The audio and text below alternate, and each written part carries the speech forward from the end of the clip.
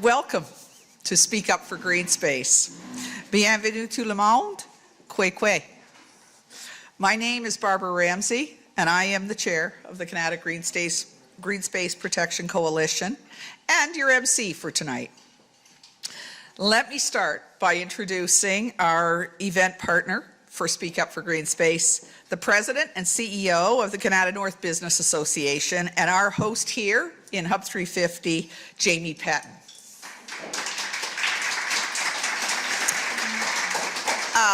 Jamie, you can see the newness here, and I've enjoyed visiting you here several times, but you can also feel the opportunity in this great space. It is so special. Congratulations to the KBNA and the Tech Park for this wonderful space. Just great stuff. At the outset, let us acknowledge that we live, work, play, learn, and gather on the unceded territory of the Anishinaabe people.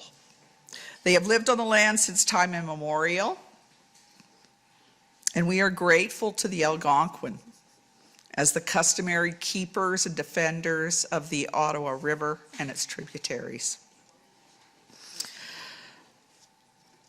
May we honor their long history in welcoming many nations to this beautiful land and uphold and uplift their voices and their values.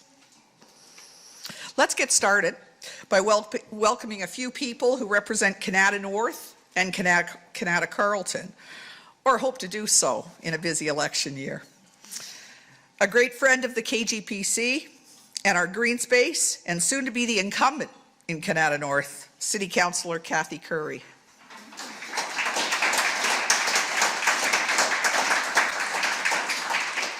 A mayoralty candidate in the November municipal election, former mayor of Ottawa, regional chair, and a provincial cabinet minister. I know you know who that is. Bob Chiarelli. You know, Bob, I shouldn't say this, it's not in my speech, but you gotta know I've been around too long when I remember escorting you and Jim Watson to the Board of Trade Gala in 1996. Geez, that's wild, eh? Good on both of us, Bob. Good on both of us. And we'd like you to meet and welcome Melissa Conrad, NDP candidate in the upcoming provincial election.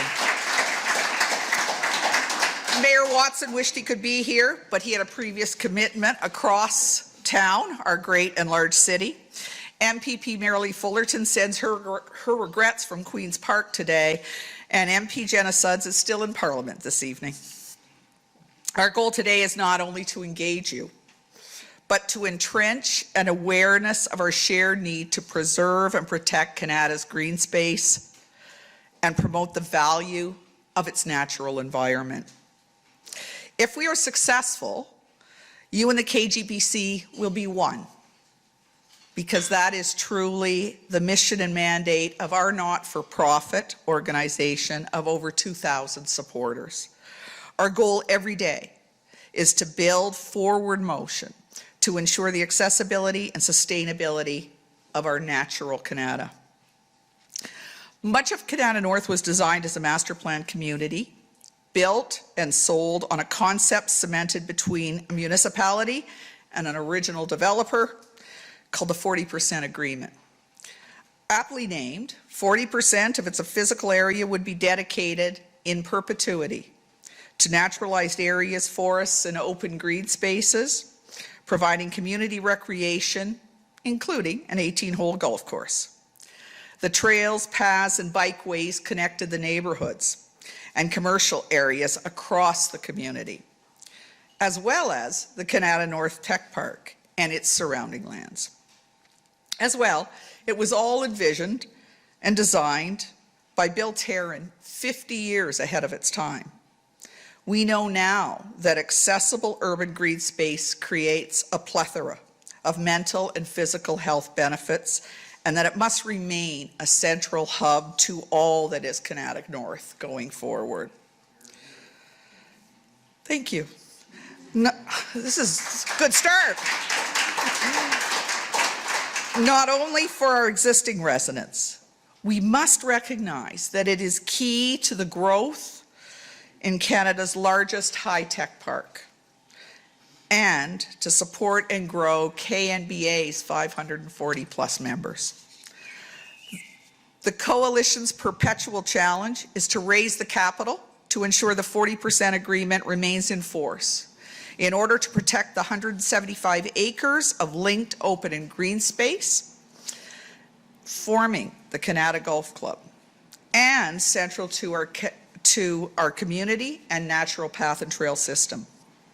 To that end, we've led the charge in a 3.5-year campaign of opposition to an immense redevelopment plan by ClubLink, the current owner, alongside its proposed developers, Minto and Richcraft. We've had great success to date. In 2019, the KGPC won intervenor status in the courts and joined the city to win a decision in favor of the 40% agreement in January 2021. While a ClubLink appeal to the Ontario Court of Appeal resulted in the removal of 2 subclauses related to future ClubLink obligations should it fail to operate the golf course, the 40% agreement still stands. We note that the city is pursuing an appeal of that decision to the Supreme Court of Canada. Recently, our KGPC initiated further court action to stop ClubLink, citing the breach of 2 restrictive covenants by this proposed development. Our legal experts are full of confidence in these legal proceedings going forward. You will hear more about the importance of our fight to the community and the tech park as our event unfolds tonight. We intend to have our meeting move at a quick pace. I know you appreciate that. We have an engaging list of speakers that I will introduce to you in a few minutes. Their presentations will be followed by a panel discussion moderated by Jamie Petton. We'll follow up with a question and answer period and work to conclude on time.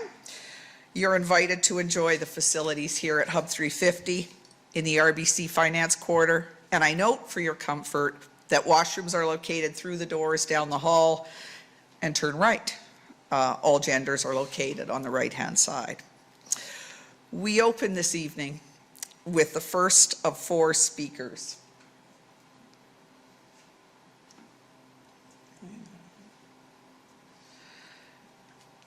After enjoying an accomplished leadership career in the defense and technology sectors, Janet Mason is now a well-known and highly respected organizer and volunteer. Whoops, I'm sorry. There we go. Volunteer in the environmental sector in Ottawa.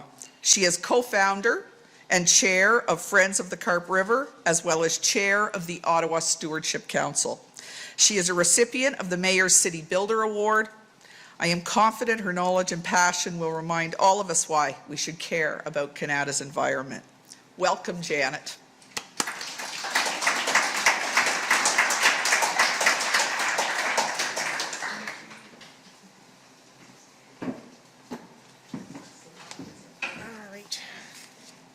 Great, so good evening to everyone.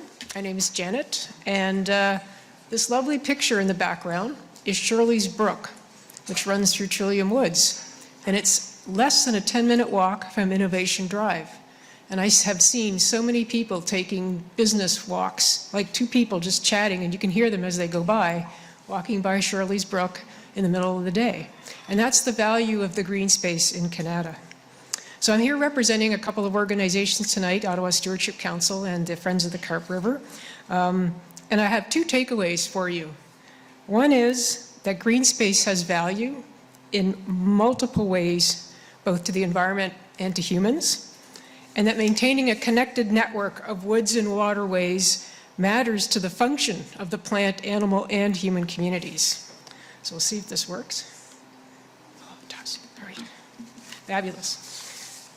So the green space has value. This is a map of Canada North, and the items circled in red are the major green space areas, but actually there are many smaller green space pieces that connect even throughout the neighborhood. So there's actually this mesh network of connected green space in Canada North. And we define green space in 2 ways. It's natural areas like South March Highlands or Trillium Woods, And it can also be human-engineered natural areas, which include stormwater ponds, golf courses, and hydro corridors. And if Steve Nichols were here tonight, I'd give a shout out to Steve on that, because we're working with him on that corridor. And Greenspace performs multiple functions. So we have the conservation function, and probably a lot of you knew I was going to talk about that, and that's the biodiversity element, provides resilience to pests, diseases, and climate change. And I will say, as I have walked all of these trails, all of these areas in Canada multiple times, the biodiversity in these green spaces is quite high. We also have the ecosystem services that are provided. And I've only mentioned a few. The managing the stormwater runoff is extremely important. And I understand this could be an issue with the new development should it go into the golf course. It buffers climate change related to drought and flood mitigation. And of course, it sequesters carbon. So we know about those. But it also supports human well-being. And we mentioned that. The recreation aspect, the connections to nature, the ability to engage in education and stewardship on the land often gives people a lot of satisfaction. And having run many tree plantings, people love just the connection to the earth and to the plants. And finally, it provides quality of life. And I think you'll see this in the tech sector, is how many people want to live out in Canada North because of the green space and the richness of the connections here, the places that they want to raise a family. All right, so the green space has value, and remember the second message is that the network matters. And we're talking about the Woods and Waterway Web, that's the WWW. And network engineers will certainly understand that there is resilience in this connectivity. And it's true for life as well. And islands of green space that are not connected to each other, they do not function optimally. And it cuts off plant movement, seed movement, animal movement, and it threatens the biodiversity. But we also have the human connectivity element. And here we're going to talk about, this is my amazing animation. So here's your Arcadia down there at the bottom. We have the sort of larger Canada Lakes area. We have the Morgan's Grant area, and I'm even going to throw in Canada South, which is a little bit of a stretch, but I'm going to throw that in there. And this whole green space network connects all of these different communities. And I will say that as someone who has walked all these areas, I will never bike on a major roadway, ever. But I will absolutely walk or bike all the network of green space. I could easily get from Arcadia across to this is the shopping and the working areas. I can go from Arcadia all the way through there, up through the Kizil wetlands, new trail, or we can go across this way to the Canada Golf Course. There are multiple inputs into the golf course network. You could even cross from Canada South across the pedestrian bridge, the Marianne Wilkinson Bridge, and get there. And you can come in from the Morgan's Grant area. And all of this is possible on green space or on short distances on quiet streets. And I think that that's a lot more attractive. That type of commuting to work is a lot more attractive than trying to bike down a busy road. And I think there's a lot more people who will then engage in that sort of thing because it is a safer way to do it. And I guess in closing, what I want to say is that the golf course, if you look, is right at the center of this network of green. And it's there for the ecosystem community, ecosystem connectivity, and the human connectivity elements. So green space has value, and the network matters. Thank you very much.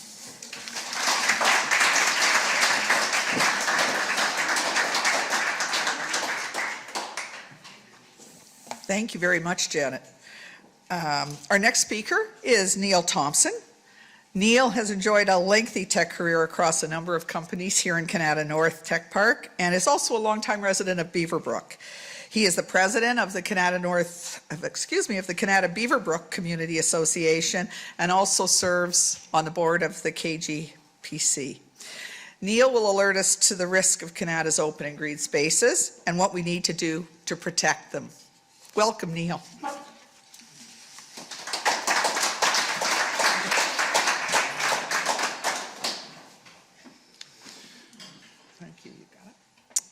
All right, so in contrast and support of what Janet has just talked about, I'm going to talk about the planning and legal issues and funding, because this is, protecting green space takes time and people and money. The goal of this presentation is to give members of the KNBA an understanding of the current state of green space and the challenges ahead. In Ontario, who owns the land, what legal obligations are associated with the land, and how development is governed by the Ontario Provincial Planning Policy Statement and Ottawa Official Plan are key to understanding the future of Canada North's green space. Here we are looking at a satellite view of Canada North, courtesy of Google Earth, from the fall of 2008. I picked this one because you can see where all the trees are because of all the fall colors. So let's fast forward here to 2021, and you see there's a whole chunk of trees in the middle that went away. Now, that was a deliberate decision by the city, which was to put development there, which is known as the KNL lands, but as you can see, it took away some green space. Now, I'll get to how the city replaced that in a couple of minutes. So let's give you an orientation in terms of this is all taken from the maps. The tech parks in orange is the Centrum, which is the commercial. The existing communities as built are in white, and the current and future development are in yellow. So those are things to come.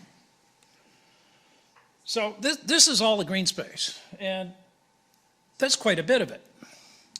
Now, what is key here is that, it's rich in forests, woodlands, wetlands, waterways, wildlife.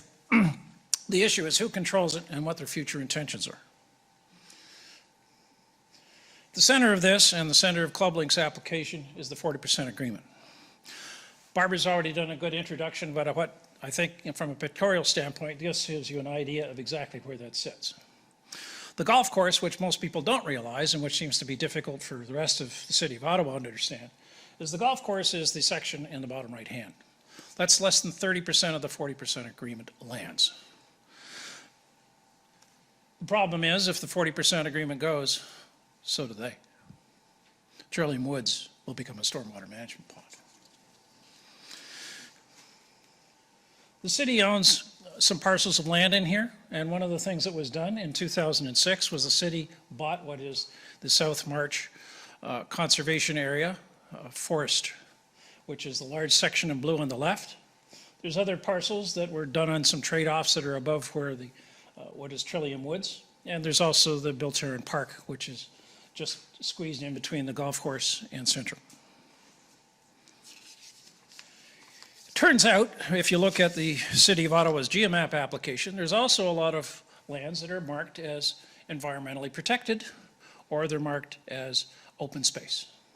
So that's all the areas in light green that is with the red outline.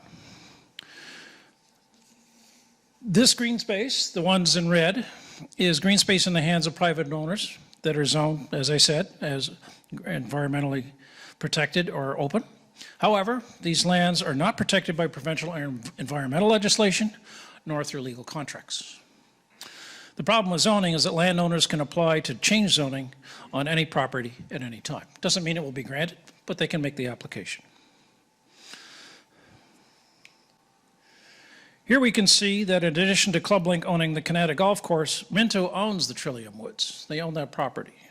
And the KNL developers jointly own the area immediately north of the Beaver Pond.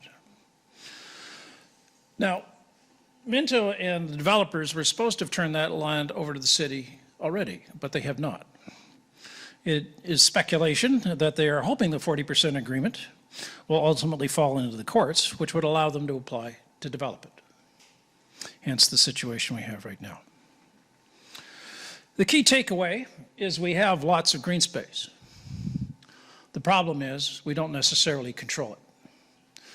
And it's subject to rezoning, it's subject to legislation, and the only way to do that, to defend it, requires, Canada North residents and businesses organize and invest time and funding to fight developers like ClubLink and ensure that urban development respects green space. This includes working through the courts and the provincial planning process, through working with the City of Ottawa and lobbying at Queen's Park. So, as everybody in the room knows, here in the Tech Park, talent makes things work. So, part of what the KBCA learned a number of years ago is to play the game of, getting things approved or not approved or changing minds around what gets developed and where. You need to know how to play the game.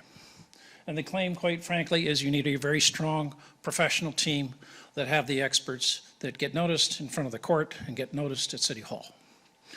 That includes the top legal, urban planning, and engineering experts. Legally, we need municipal law experts. That was very relevant during the Ottawa Land Tribunal hearings. We've got two of our lawyers here who are a fabulous litigation team that have been representing the KGPC and the community in the court cases related to the 40%. That's still an ongoing fight, plus a new restrictive covenant court case. Technical, you must have an urban planner, and we're blessed actually to have probably one of the top urban planners in Canada, Dennis Jacobs, who is one of the few urban planners of his caliber available to community and community associations on the defense side, because most of the urban planners work for the city or the developers. In addition, there's a lot of engineering issues that are very critical. Stormwater management and contamination has been brought up time and again. And again, these people are very hard to find because their livelihood is predominantly working for developers. So we're very lucky to have found these people. Barbara worked, I don't know what, about a year and a half to try and find some of these people. And we've actually been very lucky to do so. But protecting green space takes money. We've been at it 3.5 years. December 18th, 2018, I'm sitting down to dinner on a Friday night and I get a phone call.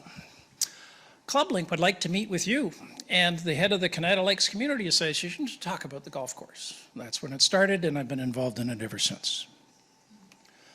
Costs for the KGPC since then have run $150,000 to $250,000 a year, paying for the legal experts and the engineering and the urban planners, engaging, in the court cases, applying, in front of the city for development applications at the ULT. This is not a cheap business. It's not super insanely expensive, but for communities to do this, that's fairly substantial. This will continue for years. This is not over yet. Give you a case in point. Oakville with ClubLink and Glen Abbey. It was 7 years that they were ongoing, and the only reason it stopped is because Queen Park stepped in and convinced ClubLink to go away. Why, we officially don't know. Again, to look at that, where did the donations, how have we been funding ourselves so far? Funding to date has been predominantly through community individuals and families, where they're donating somewhere between $50 and a couple of $1,000 across multiple funding asks and funding events. So we're here today, and I've been appointed to the ask that the KNBA member organization also consider helping fund the green space protection. A key challenge to green space legal and planning issues is the need for funds can change at a moment's notice. ClubLink is forever playing games trying to financially exhaust the community and the city. The city, I believe, has spent $1 million so far in defending this. So, relying on fundraising events is both time-consuming and risks not having the right funds at the right time. So we have opportunity issues where if we have the money to spend on the professionals, we can do so. If we don't have the money at the time, we may list a legal or other opportunity. So we're asking the KNTP and KNBA members to look at potentially providing up to 50% of the KGPC funding of about half of our needs, which is $125,000 a year. The idea would be if we could plan on that and budget it and have it ready so when we have contingency problems that we can address those. This provides for not only the ClubLink issues, but we're obviously going to have issues going forward. This is a long-term game, right? We're 3.5 years into it. There's development that's coming up all the time. There's a huge pressure. We've already got, I think I counted 12,000 housing units are already on the books for Canada North. That's a growth of 25,000 people in a community of 36,000 people. That's on the books. All the land that's been assigned for that is not, been completely rolled out. It's got to go somewhere. The Greenspace is going to be a wonderful opportunity for developers if the community is not prepared to stand up and ask for it. In addition, one of the things I talked to, and I was talking to Steve Willis about this, the person who was probably most instrumental in helping the city buy the South March Conservation Forest was Nick Stowe. And I was talking to him a couple of days ago, and I said, Nick, tell me about Greenspace stewardship. And he says, we're doing as much as we can, but budgets are tight. And manpower on doing this stuff is a big part of that. So one of the things I said, okay, so how could we help? And is that we need to leverage the experts we've got. And leverage the city expertise. The KBCA has been running a tree inventory program where we brought somebody in from the University of Toronto who runs a program called Neighborhoods. And we've been diligent working with other community associations across the city. And we're doing inventory to find out what's the health of our trees, what's the health of our canopy. So a key thing here is to leverage the city staff and other professionals with community volunteers and students. And that would include not only looking at areas like the stormwater management areas, Beaver Pond and everything else. This is also about in your community. What should you be planning to help on your own property? What areas of all the trailways, et cetera? What can we all be doing? And even in the Canada North Tech Park, should we be greening up the tech park? So the estimate there is that we could do something significant with a steady budget of about $15,000 a year. This would be for student salaries, training, materials, equipment. For example, invasive species are rampant and the city doesn't have the budget to get rid of them. Students are happy to do it, but you need the clothing, you need the protective gear, you need to get trained on how to do this, because some of that stuff is really nasty. So we've got the bodies, but we need to get the organization, and steadiness of funding would help us do that. And that's a great opportunity. So thank you for the time. I hope this has given you some more insight. And just leave it, the green space we have is worth protecting. It's world class. There's lots of it. But protecting is hard work. And we need people and we need funding. Thank you.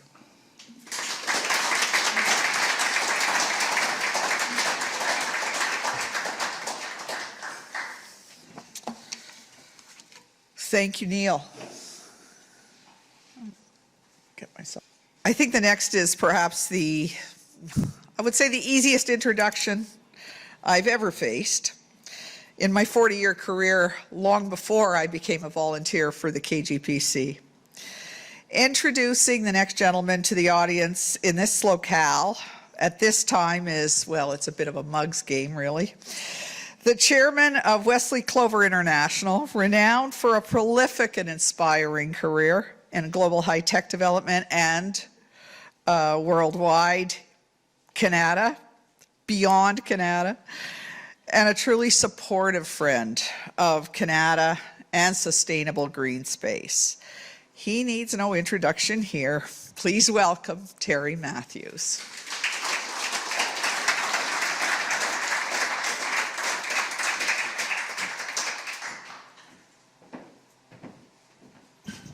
Now, who the hell am I and what the hell am I doing standing up here? That'd be a good question. I've lived in this area for about 55 years. Isn't that a hell of a thing? And I decided to move here because I had a couple of friends here and I loved the green space and the trip down the Ottawa River Parkway. Man, did that ever do it. See, I know, by the way, it was summertime. I think by the time January came around, I couldn't believe the thickness of the jackets that I'd have to wear. But nevertheless, what an incredible city to live in. This is a great place. And what would I gain or lose? It's the community. I wouldn't gain any profit out of any construction and dense housing that goes on. I don't have a home back and on the golf course. So why am I standing up here? I'm here to defend the community. I'm here to defend a word called integrity. If you sign an agreement, I don't care whether it's land or anything else, here is a 40% agreement that was signed, and well, let's forget that. It was a long time ago. I don't forget agreements. In Canada, we respect agreements. We respect integrity. We are famous for that. We have a great global flag worldwide for business because we are people of integrity. And here's somebody trying to throw integrity out through the window. I have zero time for that. And I really like this community. Now, as it turns out, I took a risk. I called it a tech wave. A guy called Mike Copeland and I partnered. I raised $1,500 to start something up here with some new grads and young people. And I chose a few things which is an incredible learning experience for me. Listen to potential clients and what they want. And if you deliver what they said they want, surprise, surprise, they buy it. I didn't find that too complicated to understand. And the other thing I found, I didn't have enough money to pay people. Well, typically people work, get paid, but new grads, they typically live at home with their parents, and I offered them shares. Now, the interesting thing is this company that we started up, and surprising to many people here perhaps, it was 50 years ago in June of this year. So it's actually a 50-year thing this year. I have a little bit of a celebration. But after 6 months of young people working, really well-educated young people, and by the way, that's still the scene in our community.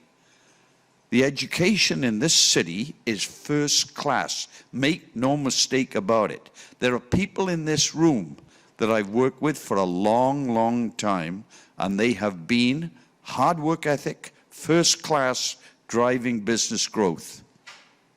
And I can speak a little bit about that and why it has a direct impact.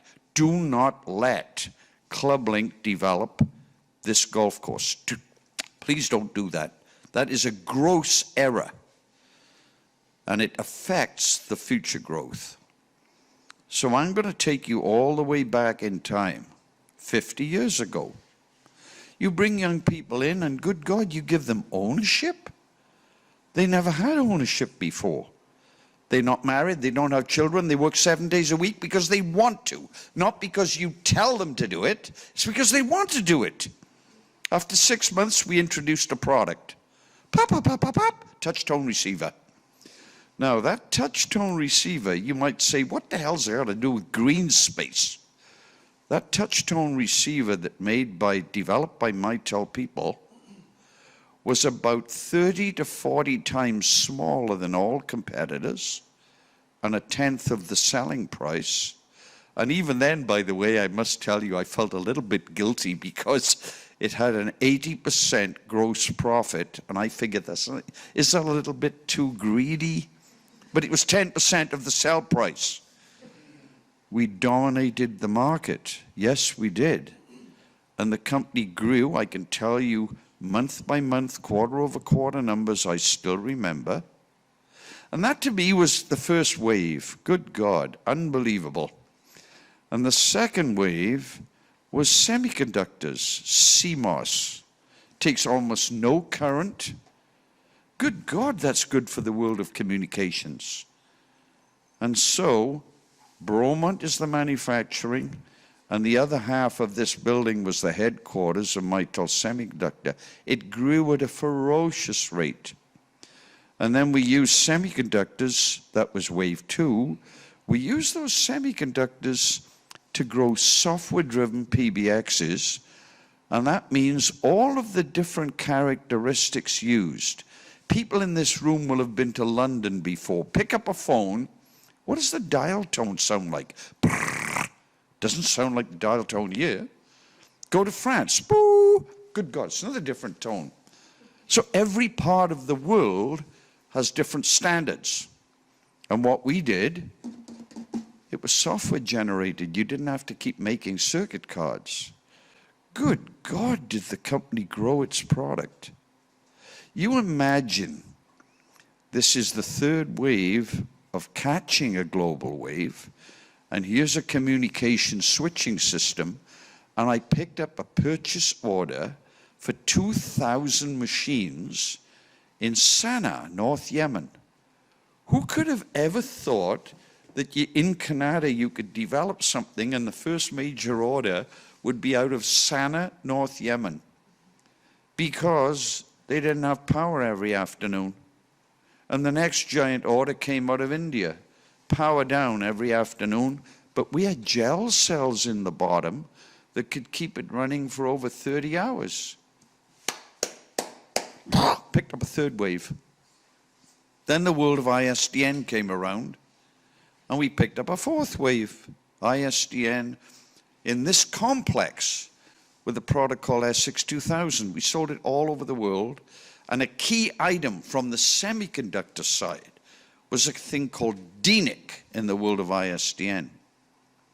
DNIC gave you copper twisted pairs, and instead of 9,600 bits per second data, no, we didn't do that. It was digital. Almost no current down twisted pair cables, and we got 2 times 64 plus 16, 144 kilobits per second. 2 ways with the DNIC, standardized in BT, standardized by France Telecom, and so on. Why am I telling you this? Because timing is incredibly important with technology. Don't screw up the timing. So the company grew at a hell of a rate. And then Newbridge caught another wave. I call it the 6th tech wave. Timing for digital networks worldwide. Newbridge, good God, what an incredible company. Same formula. You share ownership with the people working there. They work hard because they want to, not because I say, hey, I'm the boss, you do as you're told. They work because they want to work. The company grew in about, what would it be? It was about 12 years. It grew from nothing to a $10.7 billion company, 90% of sales global, not local. Isn't that a hell of a thing when you have a company in Canada with 90% of its business export, the bulk of that being software, 90% gross profit? Anybody that's in business would love the story of having massive exports with a local company, and that helps the economy, it helps the growth, and it helps to drive universities and young people into a mode where they actually gain from that because they have ownership. I don't find that very difficult to understand. And then there was another thing. I bet there's lots of people in this room that use either Teams for video from Microsoft, or they use Zoom, which is very popular. I mean, you're dealing with companies with tens of billions of dollars. Where did that technology come from? I bet most people in this room have no idea that in 2002, 2003, that was a Mitel development right in this tower. Isn't that something? I bet you didn't know that. Go ahead and search real-time cloud communications. Go ahead, do it. And you'll say, good God, like Mitel developed that. I didn't know that. That was like a 7th wave. And here we are. I have a few minutes more to talk. Barbara is very strict on the timing. And there's another wave coming. I call it the 8th wave. It's what I call 5G wireless. You cannot see around you right now what wireless connections are in this room. Yes, you'll pick up your mobile phone and say, my mobile phone works. I know there's wireless here. Okay, true. That's just that piece of spectrum. What you have no idea about is what else is in the room. The world of 5G is not just another mobile phone spectrum. It's sliced and diced for on-demand connectivity. It's global. Let me take a little time to explain to you because it is important in this discussion. A local Canadian company, small on the global basis, called TELUS, is expecting to invest $43 billion in investments for 5G. Good God, like, would that be a big number? They've never, ever in their history ever done that. And that's not much better than half the size of Rogers and Bell Canada. And I didn't talk about ATT and Verizon, and what about Vodafone and BT and Orange, that used to be France Telecom, and Deutsche Telekom, and I didn't talk about them. This is a business that over the next 10 years is trillions of dollars. And timing in life is almost everything. Do not screw it up. The biggest lab in wireless from Ericsson, one of the biggest global companies in the communications industry, is right here. A VP is in this room tonight. That's correct. Nokia, the headquarters for optical networks, is in Canada North. That's correct, the headquarters. Very senior people. Sienna. Good God, I mean, has anybody seen the corner of March Networks and Terry Fox? Good God, the growth. The growth is driven by the global rollout of 5G and the associated things. You heard tonight from Barbara and others, there's 550 tech companies in Canada North. Some of them are the biggest global entities in the industry. And you may not just understand the implications of that. Ericsson, VP in the room tonight. They have a global mandate. Do not screw up Greenspace. They won't let you pave an area to increase the car parking because they have a global mandate. Oh, Nokia is the same. How about QNX? Who understands that QNX is the operating system for virtually every mobile? Not every mobile, every vehicle. Oh, good God. Trucks, cars. I won't ask you what car you've got, but it's about 90% certainty that the operating system in that vehicle that does everything for you is out of QNX. How about that? Talk to John Wall. He's the guy that runs it. I talk to him every week. Talk to Ericsson. See how much they are hiring people.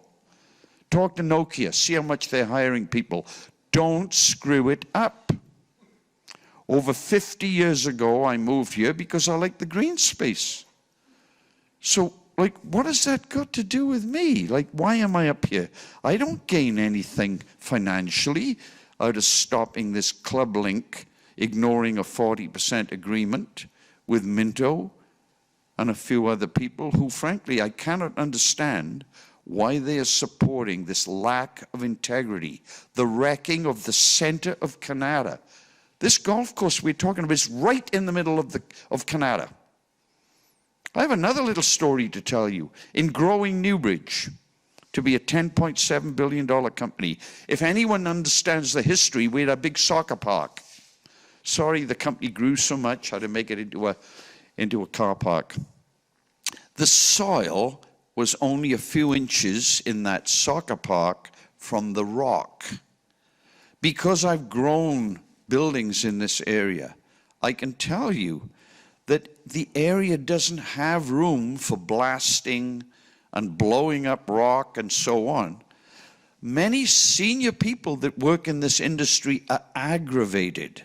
They don't want to have 10 to 15 years of blasting rock, growing, increasing the amount of density of traffic and congestion and, you know, people buying stuff and finding there's too big a long queue. They don't want to have the area congested.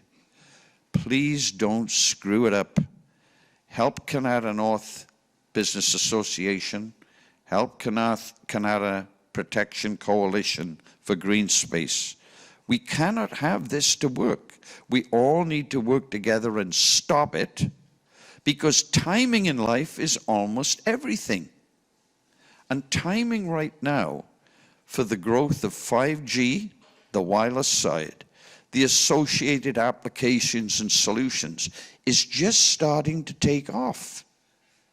I could get into all kinds of details, but I don't think it's worthwhile tonight, because it would take well over an hour to talk about some details that I'm into in all kinds of industry verticals, healthcare, security, governments, and like on and on and on. They're all moving to next generation digital transformation. Don't screw it up. Don't upset the senior people that make decisions.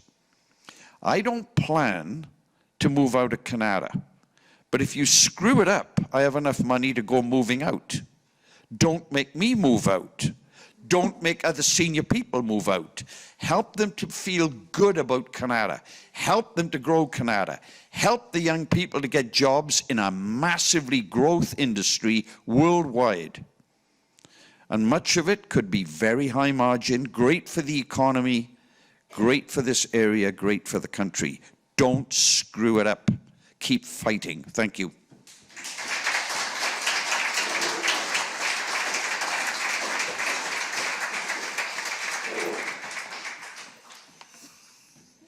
So guys, like, there's going to be another meeting, right? Thank you, Terry. Our last speaker is going to help close that information loop and address the issue and value of corporate environmental stewardship, among other things. We are grateful to have Mark Zekulin make time to join us tonight. He was formerly CEO of Canopy Growth and is currently the executive chairman of startup Invert. Invert's goal is to make investment in initiatives that offset the harmful effects of greenhouse gas emissions accessible to individuals. And to accomplish that is raising capital and for project and facility investment. Raising capital and accessibility, we've got a lot in common, Mark. Please welcome Mark Zekulin.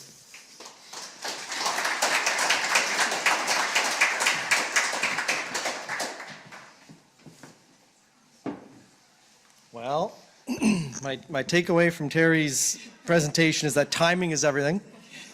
So I have to wonder how I got stuck following Terry speaking at a Canada event. Nonetheless, thank you. Yes, thank you, thank you. And I will say it's been a wonderful event. It's amazing to see so many people doing good things and working to help others. We have people protecting rivers, protecting our green space, trying to build the business sector in our neighborhood. And it is amazing to see. And, you know, frankly, it serves as a reminder in these doom and gloom times that there are good people doing great things. So thank you, and it's great to be here. Speaking of good people doing good things, I really want to thank Barbara in particular for the no doubt countless hours and hours she has put in towards this project.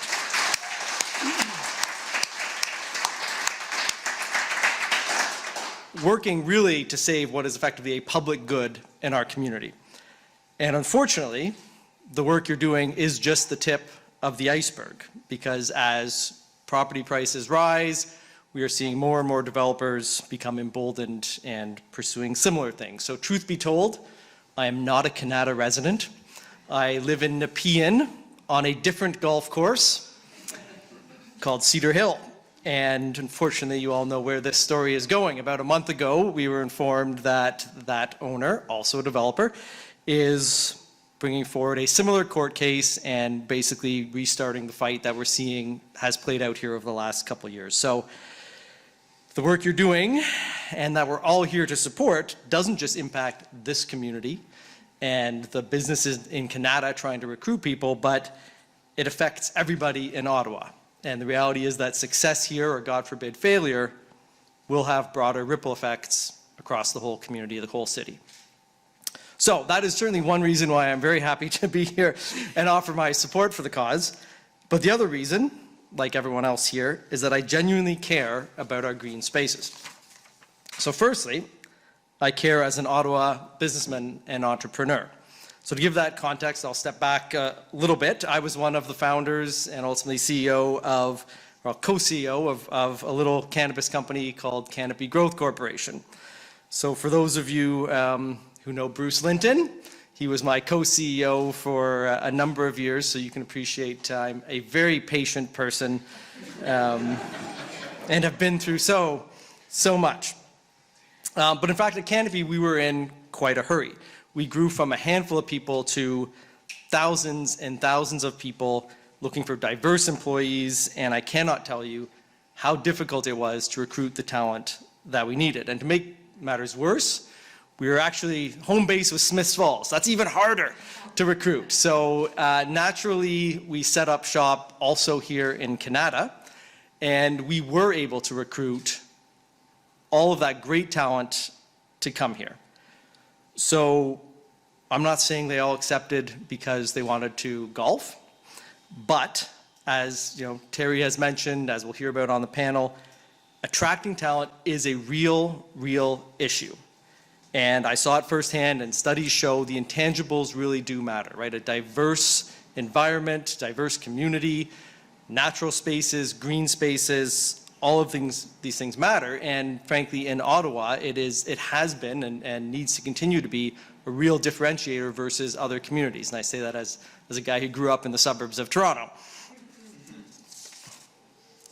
So second, I care not just as an entrepreneur, but as a human being, like most everybody here, I think. After I left Canopy, I and many of the other early executives decided we wanted to focus our next chapter on the climate crisis. We founded a company, as Barbara mentioned, called Invert, which is focused on investing in projects that will reduce or remove CO2 from the atmosphere. So, for example, we recently entered a funding partnership with a Halifax-based company for $30 million called Carbon Cure, which essentially takes CO2, injects it into concrete so that it is permanently removed from the atmosphere and will not be put back up in any situation. So I think, as we all know, it's probably preaching to the choir here, but as a society, we have this very limited carbon budget between now and 2050 of how much emissions we can put out, and by 2050, we have to be at a place of neutrality. So for almost 2 years, myself and about 24 other people have been working away at this project. We've been looking at all the different things that can be done, and what really strikes me is, and to bring it back to the topic that we're talking about, there are so many people working on so many things, and every little bit really counts. So we are all going to have to come up with amazing fancy machines that suck up carbon from the air. We're going to plant giant forests, and all these things will make a difference. But we see all of these people building all of these incredible things, brilliant little changes to do every little bit, so that cumulatively, we ultimately are all able to save the world. So, bringing it back to what we're talking about, part of winning this broader fight on climate is about winning the little fights along the way. So protecting these rivers, protecting these fields, these trees, all of these things that, for example, go along with the green space here in Canada is part of a bigger picture. So in summary, this matters for local residents, yes. Matters for local business, yes. And it matters for all of us here in Ottawa. But it also matters in its own, small piece of the puzzle in a much, much bigger way. So again, this is why I'm, very happy to be here to support this, and why, as Terry said, we all have to pull together and make a difference. Thank you.